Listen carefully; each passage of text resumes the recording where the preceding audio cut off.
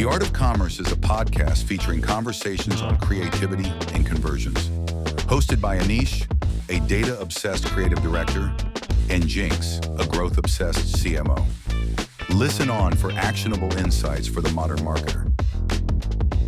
Something I like to tell a lot of creatives is creatives who do not embrace data will be left behind. Creatives who do not embrace data will be left behind. And creativity that performs is creativity that wins. Jinx, before I joined your team, I was an all-out creative person. Like, I started as a copywriter, went into video production, embraced a bit of AI. But working with you helped me realize the importance of using data to justify why the creative wins and then the bottom line impact it drives. But creative is not part of the whole story. Neither is finance. There's also a big chunk of technology in there, given the times we live in. How do you look at technology? Let me tell you guys about Jinx, by the way. He is a tech nerd. He introduced some of the most amazing tools that I have seen in the world of e-commerce to our team. How do you look at it? How can marketers today use technology to accelerate, especially in times when we are asked to, and this is a cliche, do more with less. Yes. What part do you see technology playing in a CMO's journey and a marketing team's journey today? Yeah, no, it's so paramount. Technology is so paramount to what we do. And I think, this is my bent, but I believe any CMO, they don't have to be tech wizards or tech nerds. We call ourselves nerds, so I'm going to say I'm a nerd. But you don't have to be that. But you have to be curious about what technology holds and what it is. And quite frankly, and this is another cliche, but you should be the dumbest person in the room or the most novice person in the room on some of this. Like Anish came to my office one day and he was like, check out this image I made for merchandising on the website, because he was running merchandising on the website. So, that's really cool. Who made it? I did. How did you make it? Oh, I use this tool called Midjourney. What's Midjourney? I said, don't go to your next meeting. I canceled mine. We sat down for an hour. We downloaded it. It got me on Discord, this, that, and the other. I use it all the time now. And I use it for my own personal stuff, just to play around with it. My daughter and I use it. She gives me ideas to make technology, and I use it for professional stuff. And it's all because I was curious, and I didn't say, I sit on this ivory tower and let the minions do the work, right? No, you got to be there. You got to be on the ground with the team. They're finding the cool stuff. They're actually thinking about the cool stuff. Technology vendors, partners, all this stuff are coming to them with cool ideas. They think the CMO or whatever doesn't have enough time, which is true. But so they're not coming to me. A lot of times they're coming to you. So it's my job to come down and talk to you guys, and not down level wise, down the hall and talk to you guys. And so I think that's really important from the CMO. And then, so once you start out with curiosity, you can then start to look at problems and say, is there a tech enablement here? Because another thing we'll talk a ton about, but let's introduce it now, is the 3 things that make marketing magic are: you have to have a customer need. You have to then match that with a business need. And then you have to have the tech enablement to get it done. If you have those 3 things, the intersection of those 3 things is magic. Ooh. That's where product development starts. That's where great marketing starts. That's where a lot of profit and a lot of revenue can start. So, I'll give an example. Earlier in my career, I ran rewards innovation for JP Morgan Chase. We were infatuated with the idea of reducing the cost of rewards redemption, right?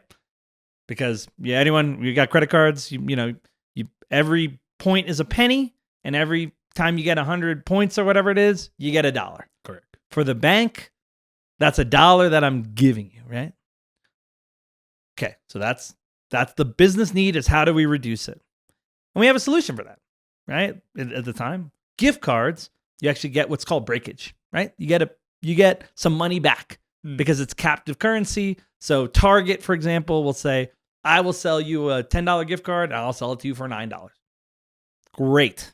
Okay, already you're reducing the cost of your rewards. Great. So business needs there. Customer need. Why would someone take a gift card over cash, right? Cash is cash, whatever. We found that in Chase that people like to use the Starbucks app. So we spent a lot of time with Starbucks. Why did they like to use the Starbucks app? Well, they were getting rewarded. They were getting something out of it. But it was instantaneous. So they could use it, they got their rewards, and then they were able to use those rewards instantaneously. Okay, customer need. I want to use this, right? I want to use my rewards right now, right here, right now. It's mine. I can get a latte for free. What's better than getting something you love for free? Nothing. Customer need. Instant redemption. Business need, excuse me. Reduce rewards cost. What was the tech enablement though? The iPhone. Oh. We were right on this cusp of, and learning from Starbucks, I mean, they started, so props to them. We were there with saying, hey, we can actually, when you're in a Target, send you a push notification that says you have $39.36 in rewards, right? When you go, you buy your $25.39 item, $25.39, so less than what you have. You'll go to the checkout, you'll punch that in to your app, because now we have the tech enablement for the app. You click on the push, you go in the app, you type it in, scan the barcode, out the door. Boom. That doesn't happen in 2005. That only happens really post 2010 when the iPhone got capable enough to do it, and we had the facility to actually build apps that way. Wow. Customer need, business value, tech enablement. Those are the three pillars. That's one example. Early in my career, I can give example after example after example after example, because those are the things that matter. Why I bring that up is, as a CMO, you don't get to see that vision if you sit in your ivory tower and think the greatest technology is the BlackBerry, right? Right. You don't. You have to be with the team. You have to be on the ground. You have to go seek out folks. When people reach out to you, you have to be open. Your time is valuable. You don't want to take junk meetings, but you can't sit in the ivory tower. When Anish comes in the office showing you something that looks great that he did in 5 minutes, if you're not curious about that, then I don't know how you can run a full marketing team. Think about all the monetary savings and speed to market we achieve with just like one curious question that you had. Yeah. How could you do this? That's right. Yeah. We cut tons of production time. We were able to make personalized, creative rapidly that we actually show drive conversion, right? Yeah. And so, and that's one example, right? That's a 5-minute conversation that became an hour. But what else is there? And technology is changing so quickly, with AI, with compute power, etc. Jinx, that's a good segue into AI, actually. It's one of the... We are in a renaissance, that's a term I read online, where, you had the renaissance when the printing press... When the printing press was invented. Now we're in a renaissance with Gen AI. And one of the biggest concerns that a lot of teams have with embracing AI is it going to put me out of job? Right? And without embracing the technology, you can't actually drive the change. What's your approach to making sure the team is comfortable with embracing all this cool tech that can reduce the time it takes you to do something, but also make sure that you will still have a job? How do you navigate those challenges and those conversations? Yeah, and look, I get that people are nervous, so I don't want to minimize that at all. But I will say that AI is not a replacement. AI is enablement. Okay? It should be making you better. It should make you produce creative more quickly. It should make you build propensity models with greater speed, greater accuracy. It should help our media buyers buy media more effectively. The list goes on, right? But it all starts with what's here with the employee, with the team, right? Anish knows this a million times, right? We had growth on Sling, right? First time since 2021. best year since pre-pandemic and pre a lot of competition, best year since 2019. First thing when people ask me how we did it, I say it's the team. Because it's the people in the room, the capabilities we're building. So if AI can amplify that and be an extension of that and augment that, that's the key. Now, what it requires is people to have that curiosity, people to think differently, people to be experts at things the AI can't do. Emotional intelligence, storytelling, selling a CFO, for example. Those things an AI can't do. It can produce the bullets. You can feed it in there and say, hey, give me something to convince the CFO. But you got to be in the room to do it. You got to be in the room to lead the team. You got to have the creative mind to make it happen, to connect the dots, right? It's all about dot connecting. AI makes bigger dots, right? But you, as a marketer, have to connect those dots. And that's what everyone should be practicing every day. Storytelling, connecting the dots, figuring out ways to make technology better, figuring the customer need, the business value, and the tech enablement to make the magic happen. AI can't do that for you. But once you figure that out, AI sure as hell can help you accelerate that business plan, that ROI plan, that test plan, that model, that media buy, that creative. That's what it's about. Jinx, in a lot of ways, you just described the recipe for success that has always been timeless. You need to be curious. You need to understand human insights. You need to understand how to tell stories. So that really hasn't changed. It's just this catalyst that has become extremely accessible to all of us. And you need to embrace it and just pump the gas. Is that a good way to look at it? That's a great way to look at it. And every time there's a new technology, people have this worry. Like when Photoshop came out, how many illustrators and artists said, oh my God, now anyone can just do that and I'm out of a job. They weren't. They just had to change their core skill set to not just the drawing, but the broader creative campaign mindset. And that's where we are today. And I get that it's scary. Again, I don't want to minimize people's nervousness, but this happens every time. And it just feels different because some of us have never lived it before. And I mean, the technology is amazing. And so once you realize that you're not alone in this isn't the first time this has happened, nor will it be the last time this happens. That's true. Then you actually feel empowerment because you should see the doors that this will open up. The doors that this will open up for you working for a brand and driving revenue and profit to that brand, but also you as a brand, because this now allows you as a solopreneur or someone doing a side hustle or whatever to be so much more productive because now you have a team that you might have not had before to help you out. Oh, Jinx, we are sitting in Jinx's music studio right now. And what he just said, I can see it. Behind you, I see a drum machine and I see a drum kit. And the drum machine did not put the drummer out of work. No, not at all. Yeah. Oh, awesome. Yeah. Right, so we spoke about storytelling. we spoke about technology. You also spoke about something at the beginning of the podcast, Jinx. You said the CMO of today has to own the P&L. Along with being a storyteller and a technologist, another thing you need to be today as a CMO is to be a growth architect. You mentioned this before. Performance and branding are not separate, right? And something you've also emphasized a lot in our time working together is that acquisition and retention are not two separate pieces, right? How do you as a CMO look at the growth architecture of a business and owning P&L in your role? Yeah. So you're absolutely right, Anish. And you're right because I said it, so I can say that. But no, you're absolutely right. And I think the first thing comes down to you have to know how the company makes money, how you can generate revenue top line. That's probably easy, but what the cost drivers are for profit, right?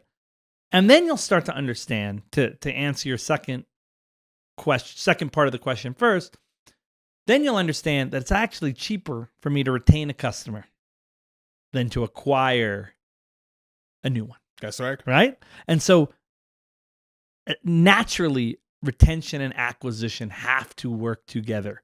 They cannot be separate. They're not living in two separate islands and then I hand it off, right? The acquisition guy can't just say, okay, your problem now, retention guy. Or the retention guy also can't say, hey, you brought in bad customers and it's your fault, acquisition guy. You have to work together. And so the ways we've done that in the past were a couple ways. One, we got to bring in better customers, right? So we ran Sling, and churn in the streaming industry is crazy. I mean, read all the articles, read that, that, right? I'm guilty of that. So many times I'll try to subscribe to a new product, and the first thing I do is cancel my subscription and then begin my trial, just in case I forget to cancel later. That's right. And, look, we all do it. Even though I don't want to admit it, whatever, we all do it. But the key is there aren't bad customers. They're only bad investments. So if you invest, we'll use Anish as the deadbeat. If you invest heavily in Anish, then you're making a bad investment.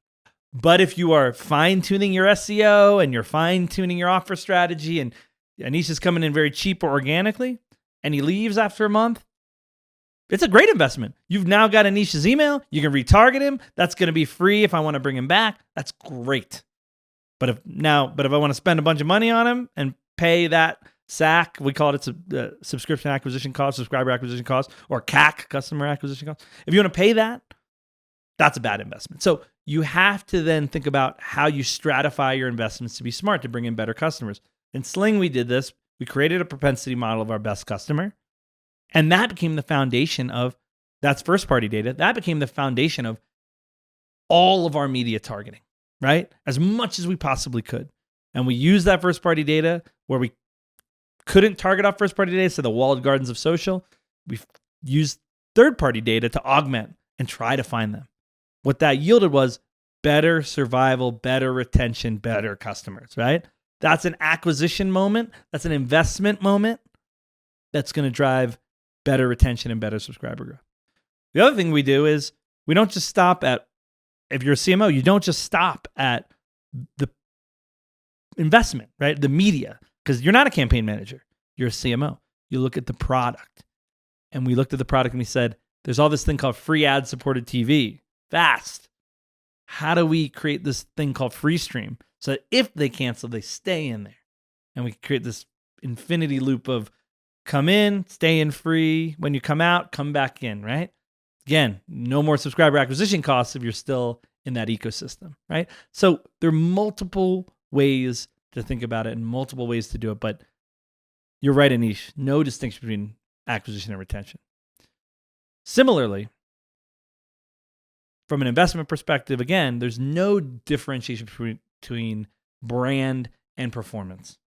There's no world where, or at least there shouldn't be. I don't know. You guys still tell me as feedback on this podcast, but there should be no differentiation between brand and performance because you shouldn't be making a brand ad for the sake of it, right?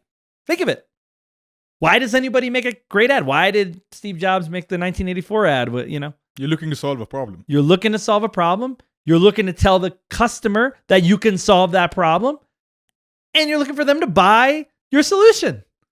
That's it. At the end of the day, that third piece is so critical, right? And that's why the brand performance nomenclature is one I hate because it doesn't recognize the reality of the way people shop and the consumer behavior, right? Even the idea of the funnel, which Anish knows I'm guilty as anybody of using it because it's a pretty damn simple way to talk about it. The funnel is flawed. It's not correct. It is not consumer behavior. Nobody sees a brand ad and then says, okay, great. I now have that brand ad in my head, and then sees a piece of social media and says, oh, great. Now I'm going to search it, and then searches and then buys. Like, I shouldn't say no one. I'm sure someone does that, but that's not what behavior is. Behavior is I'm in loops. I'm in thought cycles, right? I want to watch the NBA playoffs. I don't know where to do that. Oh, let me search. What's the best way to watch the NBA playoffs? Oh, Sling. Great. Oh, I saw some ad. Oh, great. It's in my feed. okay, maybe it's, what is this slang? Let me find that, right? Like the way people think about it is circular, not I'm going to buy today because I'm in a funnel. People forget. People get distracted. There's way too much information everyone's holding in their mind. Funnels don't work that way. So the way I think about it is, rather than brand and performance, what you're trying to do is you're trying to build an audience and you're trying to harvest that audience or sell to convert that audience, whatever word you want to, you don't like harvest is too much like the Matrix, whatever. But that's the real goal, right? You build an audience. Then you figure out, okay, great. Now I'm in the zeitgeist. Now I'm in the brain. Okay. How do I convert from that audience, right? Is it retargeting? Is it getting them to site and then having them fill out a form and then I can email them? Is it identity resolution, right? What is it, right? All of these things still need to have great creative. The experience needs to tie, like we talked about, great media, great precise targeting, price targeting, creative, experience, all holds. But if we stop thinking about the funnel and linearity and start thinking more about how do we build an audience and how do we convert that audience, how do we harvest that audience, then we can actually start to think about cooler things like, how do we find new audiences, right? Are we fishing from the same pond? Which, when we got to Sling, there was a lot of that. Yeah. And then you say, actually, we need a quote awareness television advertising. So not because it's brand, but because it's actually driving the sale. And then you start doing incrementality tests like we did. And we said, actually, this thing that everyone thinks is fluffy and you do because you just want to make a TV ad actually drives sales. But you can't start thinking about that mode if you have a funnel where TV advertising sits over here and conversion sits down here. Because then they'll say, oh, there's no connection. It's absolutely connection. And your goal as the CMO is to get the team to find that connection and prove to you that there's that connection so you can go back to the CFO and get unlimited investment to drive marketing, to drive revenue, to drive profit. Oh, well said, Jinx. Jinx, your comment about the cart loops make me reflect on my behavior. And I realized the only brands that I cancel upon subscription is brands I don't know enough about. So I'm afraid to commit. So if you inform the customer well enough in the awareness stage at the top of the funnel, like when you're first making contact, you make sure that when the customer converts, they know exactly what they're getting into. And the better quality customer is something you nurture along the way. So you don't have to work as hard to regain them. That's right. I mean, you know this better than anybody because, when he works on merchandising, there are times at Sling where we explicitly said, if we didn't have the thing, we don't have the thing that you want. Correct. And as my background is commerce, we're like, oh, that's going to hurt conversion. What are we doing? But wait, if we're actually truthful, we actually tell what we have, less people will sign up. We'll have less conversion. But that was crappy conversion anyway. The same day cancel rates did go down. They did, exactly right. Our same day cancel rates went down. We had higher satisfaction. We had stickier customers when they bought. That's the point. So again, if you're not thinking about that, you're a channel owner at best, right? We have to shift people's mindset. We have great channel owners, and they're like, Jinx, my CPAs are sub 20. You want me to do this other thing, and now they're 50 or whatever. And I was like, yes, but if they're better, you are not evaluated on how low your CPA is. You are evaluated on how high your ROI is. And once you start to shift that mindset, you shift culture, you shift metrics, you shift results. And that's the CMO's job. Rally the folks around how you execute, right? Remember that example used before. Yay, we can advertise on TV and social. Wait. It's all about how we execute and how we measure. So do we have that right? Is your mindset right? Are you focused on the right things? And if the answer is not yes to any of those, pump the brakes. Get everyone in line. Yes, yes, yes, yes. We're ready to go. Then you start firing. And then you can actually build growth. This is The Art of Commerce, featuring conversations on creativity and conversions. If you found value in today's episode, follow the show, leave a review, and stay tuned for more insights for the minds reshaping modern marketing.